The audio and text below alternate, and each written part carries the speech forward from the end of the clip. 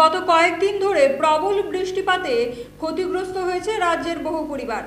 বুধবার এই ক্ষতিগ্রস্ত পরিবারের পাশে দাঁড়ালেন আগরতলার রেশমবাগান এলাকার রেশমবাগান অ্যাথলেটিক ক্লাব।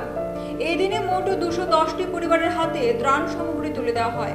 উপস্থিত ছিলেন বিধায়ক রতন চক্রবর্তী, ক্লাব সভাপতি সহ অন্যান্য সদস্যরা। এদিনের এই কর্মসূচিতে বক্তব্য রাখতে গিয়ে বিধায়ক রতন চক্রবর্তী জানান, সাম্প্রতিক বন্যায় খয়েরপুরের বিভিন্ন এলাকা জলমগ্ন হয়ে ক্ষতিগ্রস্ত হয়েছে। রেশম বাগানের এই ক্ষতিগ্রস্তদের সাহায্যার্থে আজকের এই কর্মসূচি বলে জানান তিনি। আজকে রেশম বাগান অ্যাথলেটিক ক্লাব, আপনারা জানেন আমাদের খয়েরপুরের কয়েকটি এলাকা বিশেষভাবে এই সাম্প্রতিক বন্যায় ক্ষতিগ্রস্ত হয়েছে।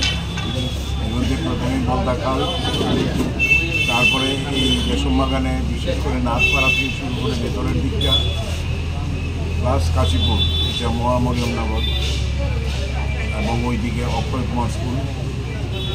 আমরা সরকার থেকে যথাসম্ভব ত্রাণ আমরা মানুষকে পৌঁছে দিয়েছি। নৌকা দিয়ে লোককে উদ্ধার করে সেন্টার হাউসে আনা হয়েছে।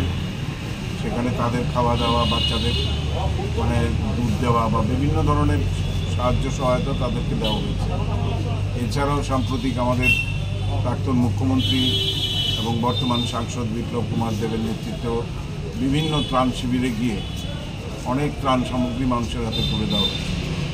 আজকে এখানে রেশমবাগান অ্যাথলেটিক ক্লাবের উদ্যোগে 10টি পরিবারকে আজকে কিছু ত্রাণ সামগ্রীর আয়োজন করা হয়েছে। সেগুলো এখনই তাদের হাতে আমরা তুলে দেব।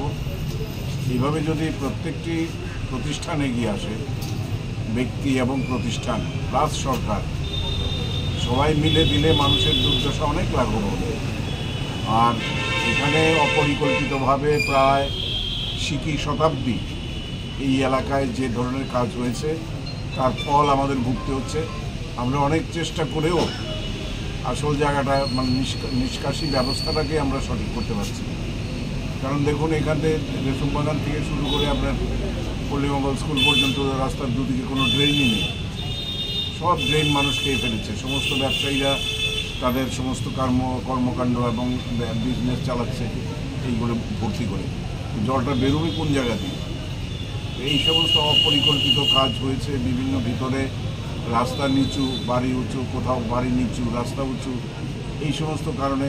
আর ওইদিকে এই দেবতাবাড়ির যে নদীটা আছে সেই নদীর জল উল্টু মারছে এইদিকে। তো যাই হোক, সেগুলো পরের প্রশ্ন। আমি শুধু প্রশংসা করব, কারণ এই ক্লাবটি বিভিন্ন সময় সমাজের বিভিন্ন স্তরের মানুষের জন্য, শিশুদের জন্য হোক, মহিলাদের জন্য হোক, বয়স্ক মানুষদের জন্য হোক, খেলাধুলার ক্ষেত্রে হোক, এই রেশমবাগান অ্যাথলেটিক ক্লাবের যথেষ্ট ভূমিকা আছে।